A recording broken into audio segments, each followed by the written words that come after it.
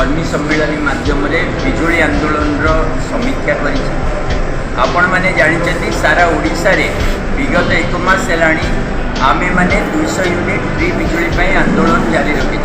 ये आंदोलन प्रक्रिया रे प्रत्येक परिवार को आमे मैंने दस्तखत संग्रह करूँ। एपर्यंत प्राय 2.5 लाख दस्तखत संग्रह होती।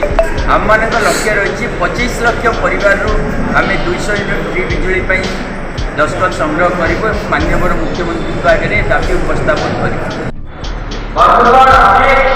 राजनैतिक दल और विश्लेषक सेवा